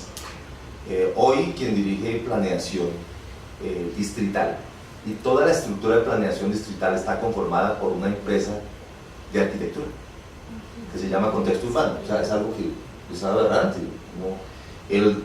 Estas políticas. Cuando vino Le Corbusier y el plan piloto en 1951, el señor Mazuera ya sabía por dónde iban a pasar las principales avenidas. Madelena, Mandalay, Milenta, ¿le suena? Y todavía tiene tierras, ¿sí? Entonces ellos son unos negociantes de las tierras, negociantes de los proyectos, simplemente que el modelo económico cambió.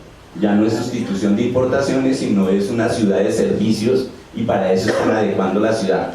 Entonces, no me extiendo más, invito a lo siguiente, a ver qué posibilidades tuviéramos de visibilizar esos fenómenos que están sucediendo en otras partes de la ciudad. Allí en Kennedy ha sido terrible porque, por ejemplo, los líderes comunales han sido cooptados por los partidos políticos que profundamente tienen corrompida toda la política en este país, y de ese tema no se puede hablar, más un control, digamos, del paramilitarismo que hay en el sector, que de una u otra manera intimida. Pero allí también se mueven fuertes movimientos sociales, en Achuco de la Vaca, en Italia el Carnaval Popular por la Vida, que lleva 31 años y al cual los invito, que es una expresión que nació como protesta al basurero de Gibraltar, o sea, que nos imponen todo este tipo de cosas.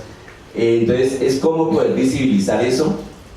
Dos, cómo desde estos espacios académicos se hace una reflexión sobre el modelo de ciudad que nos quieren vender para los próximos años.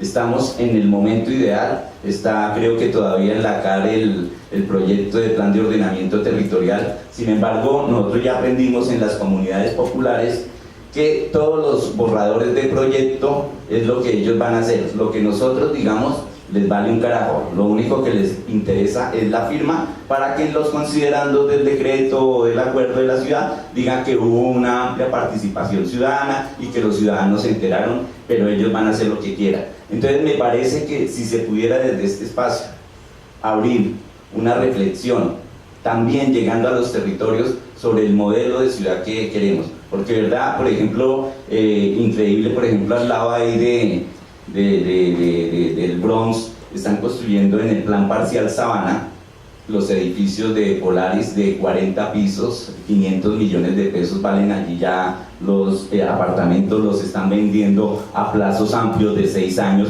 O sea, se están imaginando una vaina del carajo, pero en función de los grandes negocios de la tierra y sacando a los vecinos históricos, así como lo hacen allí en el Voto Nacional. También lo están haciendo en María Paz, también lo van a hacer en Ciudad Bolívar, donde están las zonas del mejor material de construcción y en donde tienen todos esos clústeres. Me disculpan la demora, pero creo que es el momento, no solamente para reflexionar académicamente, sino también para buscar la acción con las comunidades en defensa de los territorios. Les agradezco. Buenas noches a todos, mi nombre es Claudia Chávez, yo soy abogada, docente de Derecho Económico y docente de Derecho Financiero aquí en la universidad. Esta es simplemente una pregunta. Digamos, en mi labor como docente, sobre todo en el tema de Derecho Económico, siempre muevo a mis alumnos dentro de dos conceptos: propiedad y riqueza, sus formas en cuanto a la propiedad y riqueza en cuanto a acumulación y distribución, y cómo el Estado interviene en todo este proceso. Parte de mi gestión, cuando yo escucho a mis alumnos que uno llega y encuentra maldito país, qué desgracia de país en el que vivimos, es tratar de darles una visión más optimista a este país. Pero cuando vemos un proceso predatorio como este, con estos temas de gentrificación, ¿qué podemos hacer desde la academia y en lo particular yo como docente para no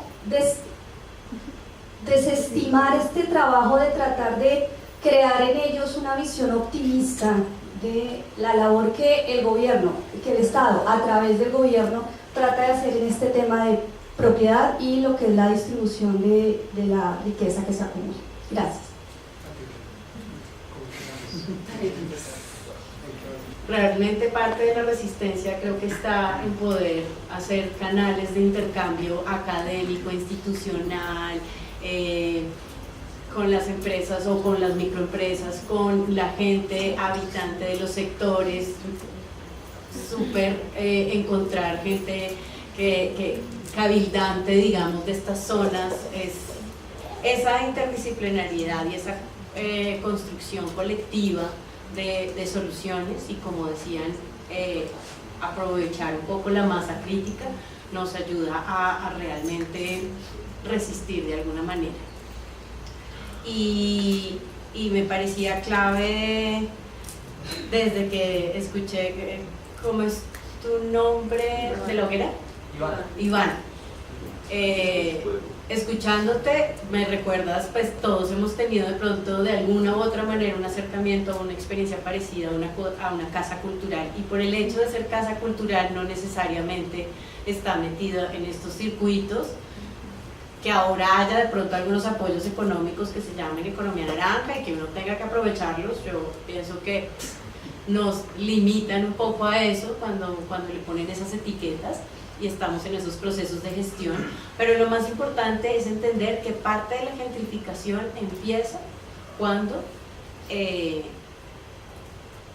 decididamente, incluso las administraciones que yo lo viví, ayuda a deteriorar el espacio. O sea, el Parkway no es un lugar donde, o sea, están pasando unos fenómenos de modernización y donde se está transformando la vivienda original, sí, pero no es como tal el fenómeno predatorio de, miren, yo tengo la experiencia de haber trabajado en el barrio Santa Fe, y en medio de atender prostitutas, travestis, habitantes de calle, y darme cuenta que quitan la luz un día y que uno pide, oigan, reconecten la luz, nada, que oigan, tapen la calle, nada, no, ahí decididamente no van, o sea, dejan de prestarse los servicios de repente, por más de que pongas 1000 tutelas, etc. ¿Por qué? Porque se quiere deteriorar el espacio. Se empiezan a robar el cobre de las líneas de teléfono, no lo reponen, mejor dicho. El Parkway no es un proceso de gentrificación, y hacer una casa cultural y tratar de mejorar a través de procesos culturales, pues es de hecho incluso súper interesante. es otra historia. Frente al proceso del voto nacional, ¿y me recuerdas el nombre? ¿Hernando? Orlando.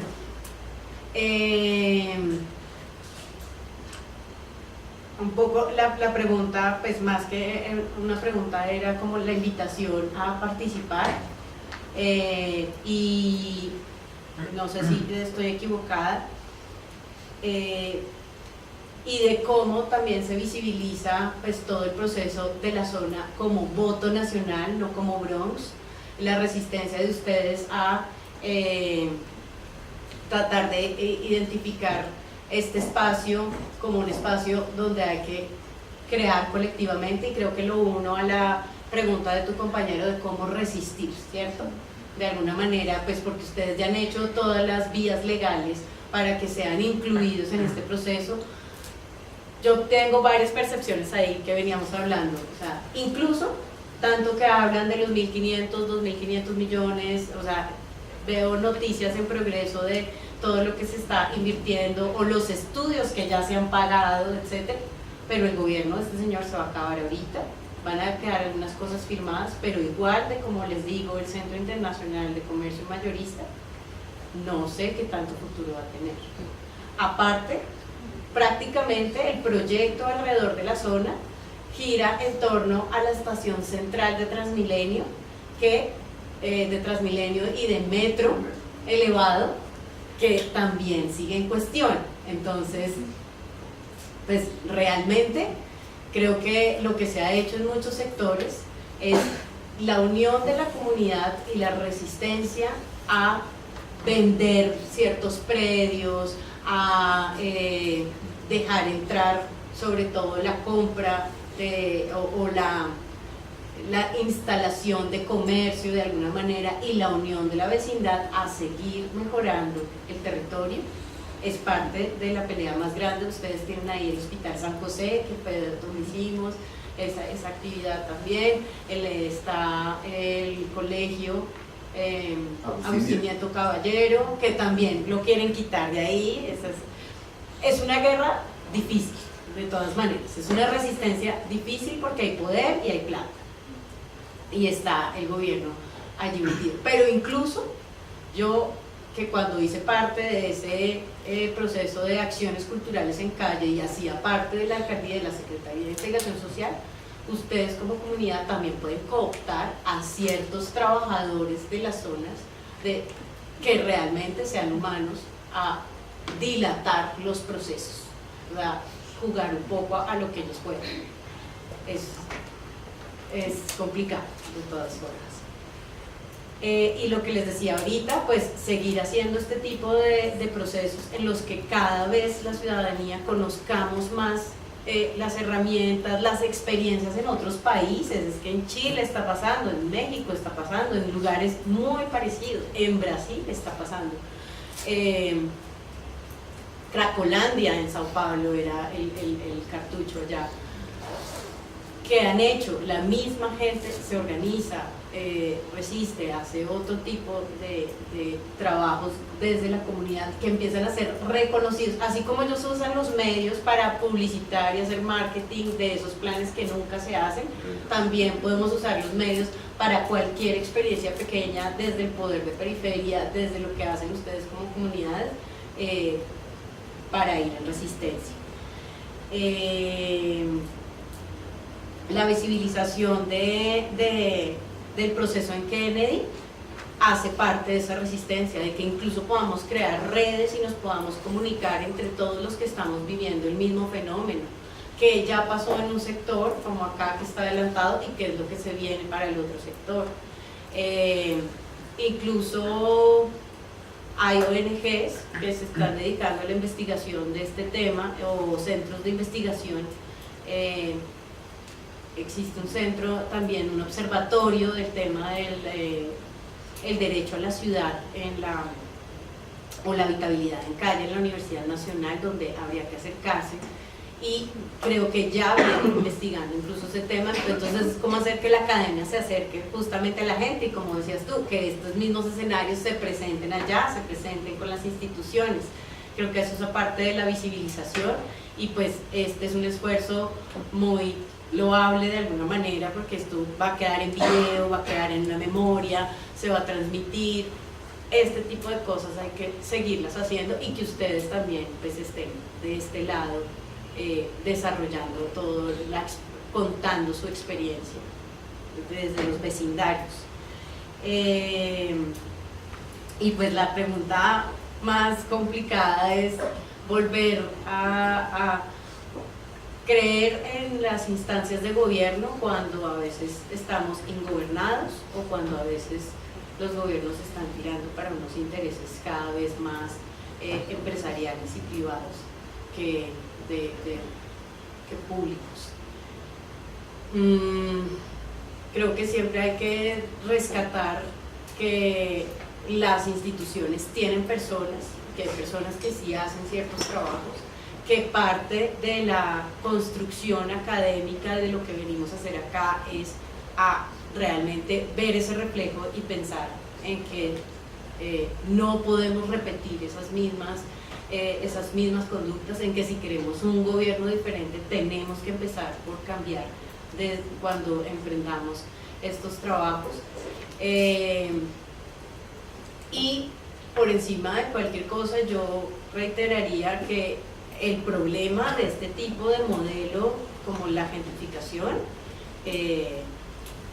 es un problema de un sistema económico que sí o sí, ya estamos viendo lo que está pasando con el cambio climático, hay cosas que tienen que cambiar, que hay que ser creativos y que las nuevas conciencias y las nuevas generaciones debemos ir aportando de a poquitos para esa transformación que de alguna manera incide en los gobiernos. El papelito en que me envuelve, ¿no? Entonces por eso pues aparece el amarillo, que son los papelitos amarillos, o el cuadriculado porque son en las hojas de cuaderno y así, etcétera, etcétera. Pero ¿qué tiene que ver con la problemática que estamos hablando ahorita? Que detrás de esa pauperización urbana hay una gran infraestructura y una gran organización. Ese es, digamos, el sentido que quiero mostrar un poco con el mapa. O sea, no es un problema menor, porque seguramente, claro, uno podría, y yo me robo las palabras del colega el arquitecto hace un rato cuando decía, pues es que todos mamertos preocupados por esta situación, pero es que si uno muestra este escenario en Bogotá, son los macroexpendios nomás, no son las ollas de barro, o sea, son los lugares donde se abastece para seguir distribuyendo en el resto de los barrios. Quiere decir que Bogotá, si esto es del 2014 y hemos visto lo que ha pasado en estos últimos 4 años y medio, la alerta se mantiene porque este proceso de gentrificación o de renovación urbana, o como lo querramos llamar, es una de las alertas más complicadas que tiene, porque lo práctico lo que quiere decir es que están matando la ciudadanía bogotana, tanto por los chicos que están cayendo en el consumo problemático de sustancias, como por la expulsión de habitantes tradicionales de todos los barrios. Lo que está pasando en Kennedy, todo el proceso que hemos visto en el pueblo, lo que estamos viendo en la Caracas, que me parece inaudito, que todos los días todos pasemos para el trabajo, para un lado y para el otro, veamos cómo se fueron cayendo todas esas casas, todos esos barrios que están allá al lado del Colegio Manuela Beltrán, y ahora vemos cómo están construyendo una gran torre de apartamentos justo al frente. O sea, no es discurso mamerto, no tiene que ser uno militante del Partido Comunista para darse cuenta que la afectación que hay cuando se decide utilizar el miedo para bajar el precio del suelo es instrumentalizada posteriormente en el corto plazo. Y claro, el colega pronto nos hacía la pregunta ahí.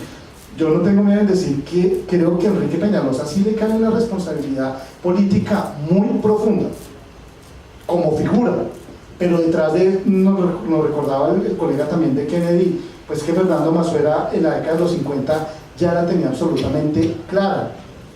Y yo creo que quizá hay más arquitectos aquí acompañándonos y realmente siempre escuchándonos, pero sí yo reitero en que el sector inmobiliario es otro de los culpables que está allí, y hay que decirlo de frente, y no es un discurso mamerto, o sino porque están llenándose la ciudad de más de 12 macroexpendios, y miren la localización tan estratégica que tenemos allí.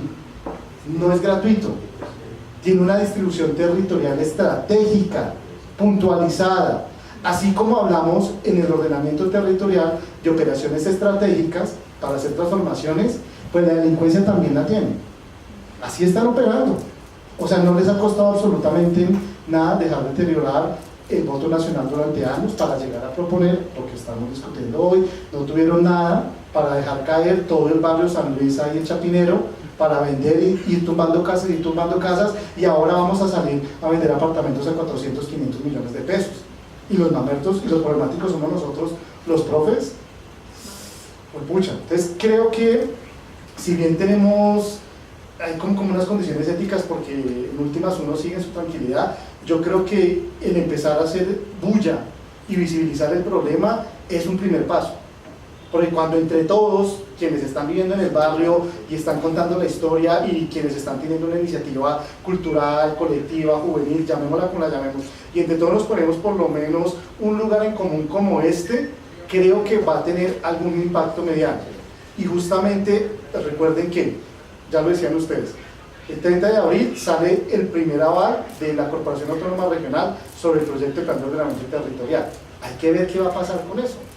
O sea, es el momento justo de coger a los candidatos de las elecciones en octubre y preguntarles, bueno, pero ¿y cómo juegan? Porque sí, voy a decir algo que va a sonar muy feo, pero pues como un profe a veces puede darse como lujos. El problema de la Vanderhamen es muy serio, pero es que detrás de la Vanderhamen también a mí me preocupa esto, porque es que tenemos una población del 30% de los bogotanos en consumo problemático de sustancias psicoactivas, y no hace parte de la política pública en salud. Y es una cosa cínica, muy profunda. Y ustedes me disculparán, pero yo no sé si alguno de los candidatos o las candidatas le han escuchado algo. Sí, sobre el tema de seguridad, sí. Pero ¿qué de novedoso hay? No hay nada. No han dicho absolutamente nada. Y sobre el consumo problemático de sustancias, pues como somos mojigatos en este país, entonces ni siquiera puedo salir en la W Radio a hablar, porque entonces de una ya me empieza a bajar esas encuestas. Pero es que ese es el problema que tenemos. La expulsión de vecinos está enmarcada. Y les van a comprar sus casas en 20 millones, en 30 millones, y van a sacrificar toda una vida de familia que aparece allí. Gracias, yo no voy a ocultar la alegría que me dio esta ronda de intervenciones, estos eventos académicos abiertos.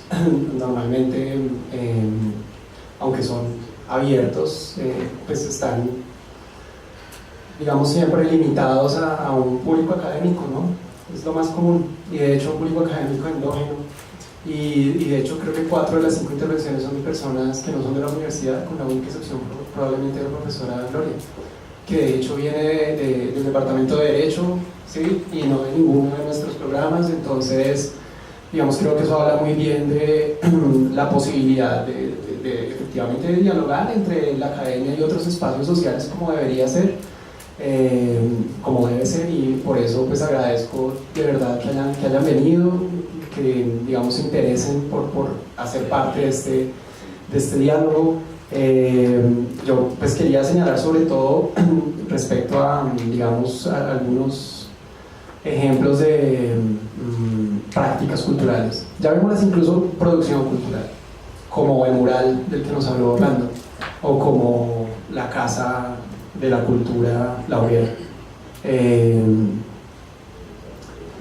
Y que ese es precisamente el tipo de producción cultural que crea lazos sociales y que, digamos, tiene efectos positivos sobre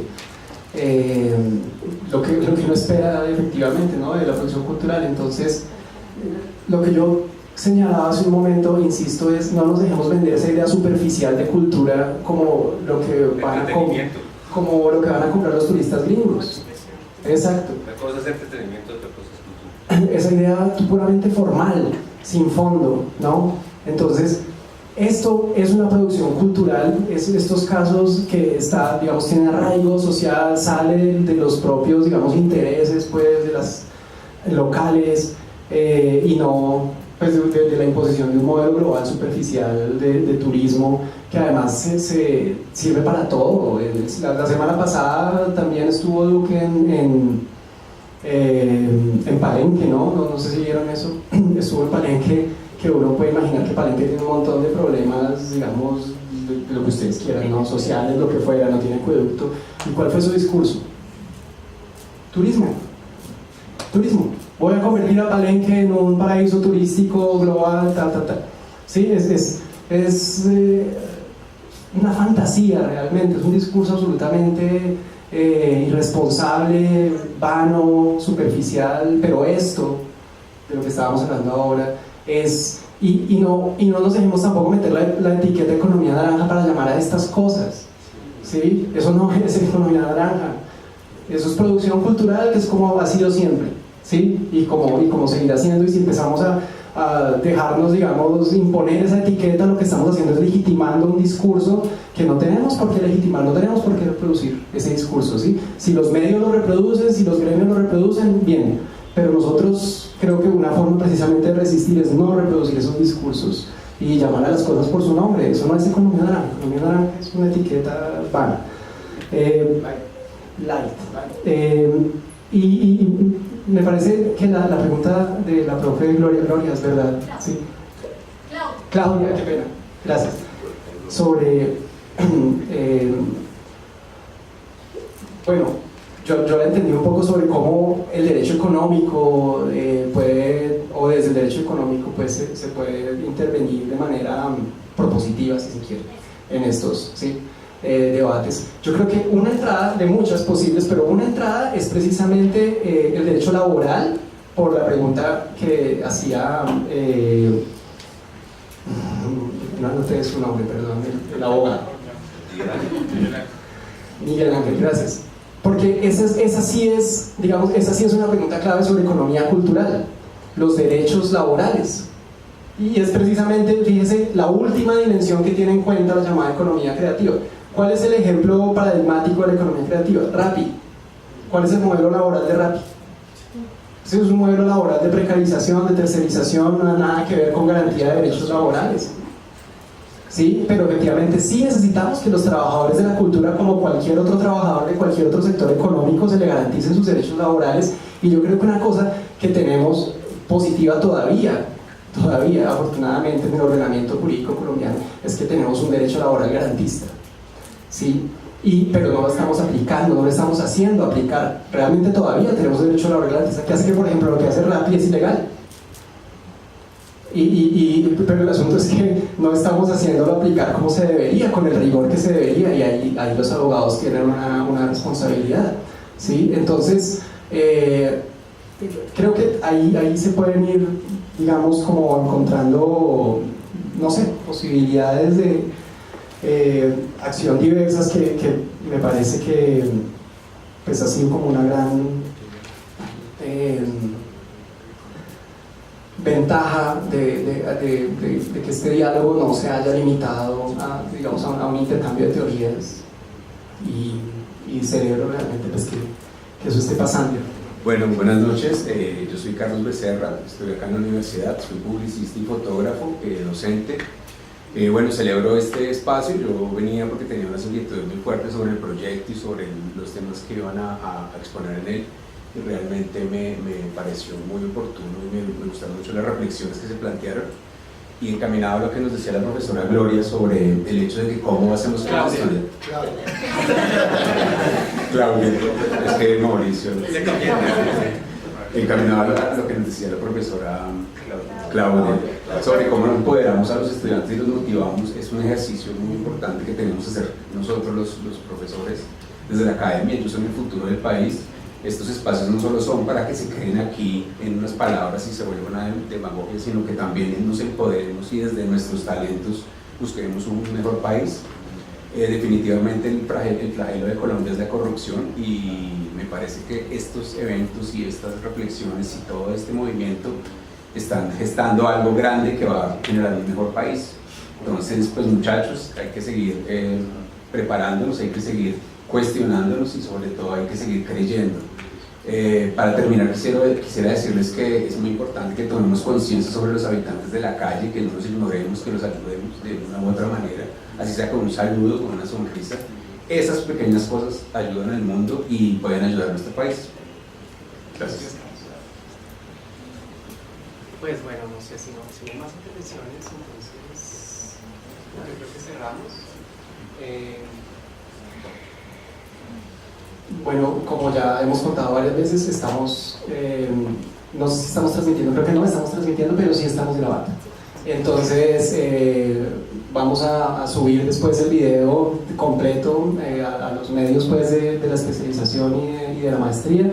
Ahí pueden buscar el video, compartirlo si quieren pues, con alguien más. Y por supuesto los contactos de nosotros tres también están abiertos para cualquier inquietud posterior que tengan ustedes o cualquier, digamos, conversación que quieran continuar por medios virtuales. No queda más que agradecerles de nuevo, bueno, a Ingrid, gracias de nuevo, a Johan y a todos ustedes por su participación, además activa participación, y por esperar hasta casi las 9 aquí. Estuvo bueno. Sí, gracias. Bueno,